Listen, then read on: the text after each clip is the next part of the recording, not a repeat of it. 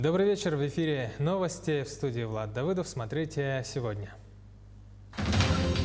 Новая полоса открыта в аэропорту Якутска. После реконструкции взлетно-посадочная полоса начала принимать самолеты. Борьба с лесными пожарами. Айсен Николаев и первый замглавы МЧС России проверили ход тушения лесных пожаров в Намском и Усть-Алданском районах. Кормозаготовительная компания «Засушливое лето» создает проблемы в выполнении планов.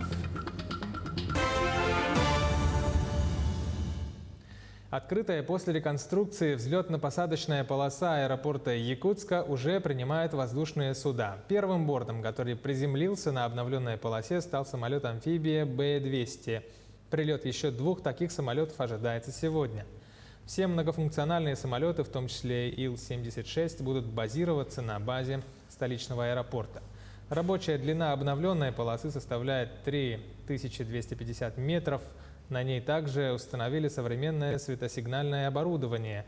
Как отметили в Минтрансе республики, ввод полосы позволит уже в ближайшее время вернуться к ранее существовавшим маршрутам регулярных рейсов по всем направлениям.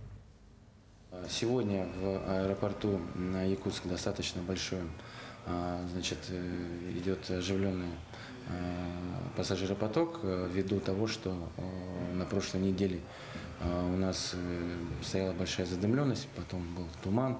По метеоусловиям аэропорт, к сожалению, несколько дней не принимал, хотя мы в пятницу, субботу отработали круглосуточно со всеми аэропортами в республике. Но вот за этот период все-таки накопилось достаточное количество пассажиров. В самое ближайшее время, я уверен, все рейсы будут выполнены, и мы по расчетам послезавтра вернемся догоним наше расписание. 2 лесных пожара тушат на территории национального парка Ленские столбы. Один из них близок к ликвидации. Всего с начала пожароопасного сезона на Ленских столбах зарегистрированы 11 природных пожаров, 9 из них ликвидированы. Остались 2 пожара под номером 5 и 7.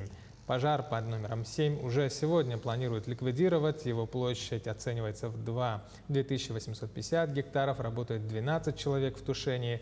Пожар под номером 5 продолжается на площади в 20 110 гектаров. На его тушении заняты 111 человек. На сегодняшний день у нас 125 человек занято на тушении пожара на 2 пожарах. 16 наших инспекторов, работников национального парка, 1 мобилизованный и 106 авиалесохрана. Это у нас десантники-парашютисты, это у нас Уральская авиабаза, Читинская авиабаза и Хабаровская. И плюс у нас еще 2 ветнаба работают. Это летчики-наблюдатели. Глава Якутии Айсен Николаев и первый замглавы МЧС России Александр Чуприян проверили расстановку сил и средств, также ход тушения лесных пожаров в Намском и Усть-Алданском районах. Они на вертолете Ми-26 для нужд огнеборцев доставили дизельные электростанции, палаточный городок, мотопомпы и оценили текущую лесопожарную обстановку и принимаемые меры по локализации лесных пожаров в Фрунзенском и Наахинском наслегах, в Намском и Усть-Алданском районах. Также пообщались с местными жителями, задействованными в прокладке мин-полос для защиты населенных пунктов. Хочу особо отметить Усть-Алданский улус. Здесь работа была с самого начала организована очень правильно, несмотря на то, что здесь в Улусе практически 2 месяца у нас дождей не было. И сейчас дожди прошли очень незначительные. Здесь вот как раз правильная организация работы, мобилизация населения, мобилизация бизнеса, всех предприятий Улуса позволила ситуацию удержать под контролем. И ни один случай перехода огня на населенные пункты здесь не был зафиксирован, хотя ситуация была крайне сложная по некоторым населенным пунктам. Ну и вот мы сейчас видим, что хотя вроде бы огонь отошел от населенного пункта, но сейчас население уже на субботниках работает по расширению противопожарной полосы вокруг населенного пункта. Вот буквально несколько дней назад, когда сюда приезжал Юрий Петрович Трутнев, полпред президента на Дальнем Востоке, министр по чрезвычайным ситуациям страны Зиничев и руководитель Рослесхоза советников, мы как раз говорили о том, что в селах, которые стоят в лесной местности, обязательно нужно такие полосы расширять и делать их не 10 метров, как сейчас предлагаю, по закону надо, а до 100 метров. И вот как раз здесь, в Усть-Алданском районе, эта работа уже началась, очень активно идет, я их поддерживаю. Айсай Николаев добавил, что именно такие меры позволят в будущем надежно защитить населенные пункты от лесных пожаров. Цитата: «Уверен, что расчищенные территории не будут оставаться просто так. Здесь можно сделать общественное пространство, начиная от дорожек для прогулок населения, заканчивая спортивными футбольными площадками. Мы это будем поддерживать. И очень хороший пример Усть-Алданского района будет поддерживаться и в других наших районах», отметил глава республики. Жара, которая стояла, она по-прежнему держится, осадков минимум. Прошли вот эти незначительные в течение 2 осадков не по всей территории, опять же, и по разной интенсивностью. Зондировщик работает, по-прежнему помогаем, чтобы осадков было побольше. Работа ведется. Пожары все дотушиваются, работы ведутся. Зондировщик вызывает только дополнительный объем осадков, который имеет вот эту облачность. Мы, воздействуя серебром, вызываем дополнительный объем, который как минимум помогает нам снизить классы пожарной опасности.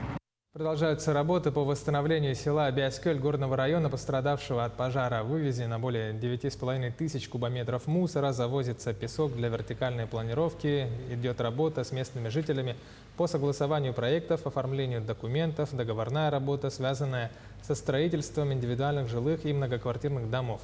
Мобилизация стопроцентная, обеспечение продуктами питания, водой, медикаментами добровольцев и местного населения в полном объеме.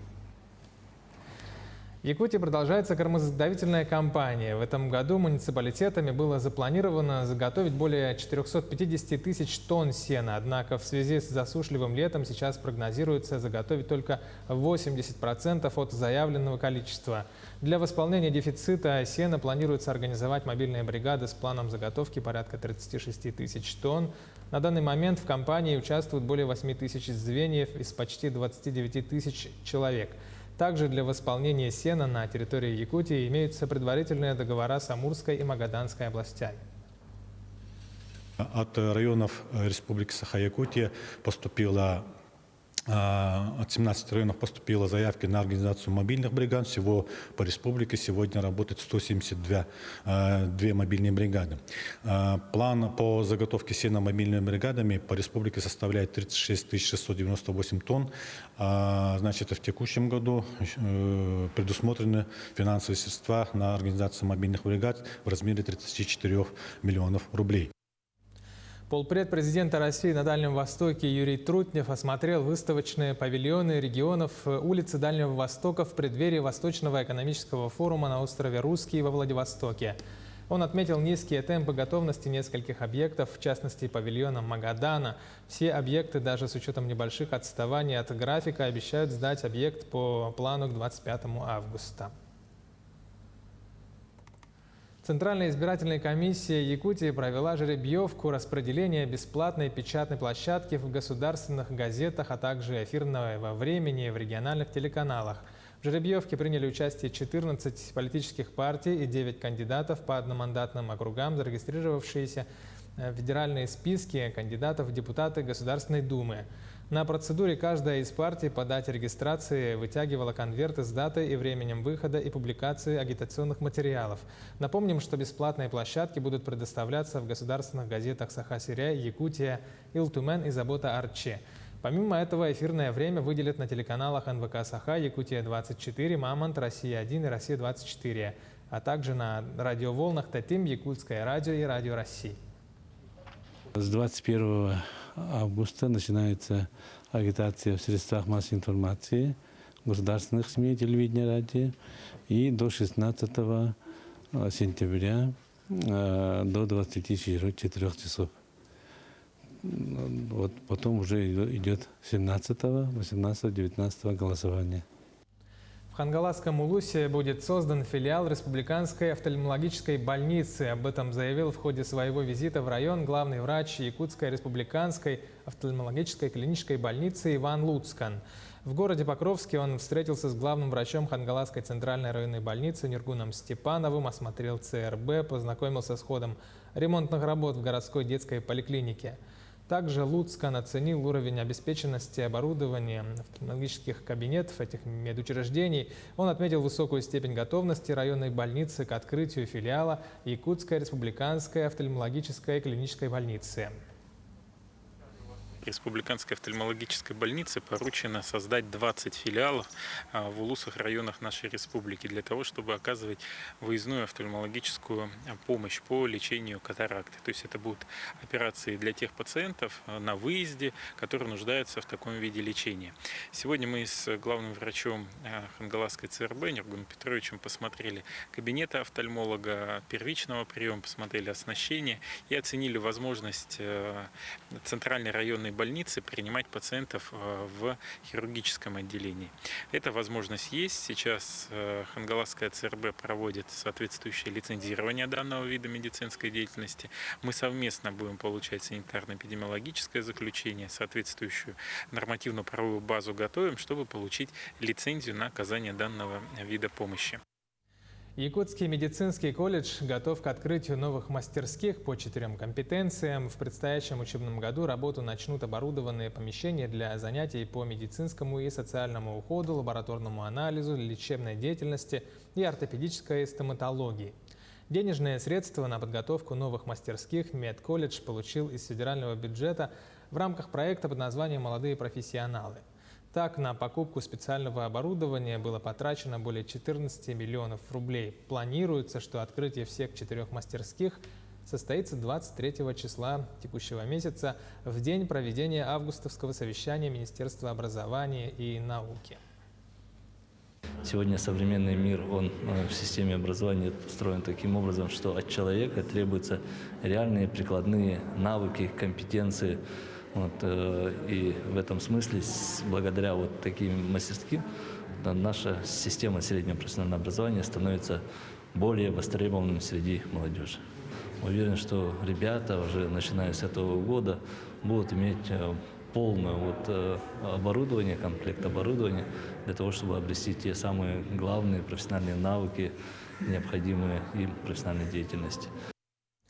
Граждане Якутии могут освоить новую профессию, затем трудоустроиться или начать свое дело в разных сферах жизни. Желающих пройти краткосрочные курсы обучают в рамках федерального проекта «Демография».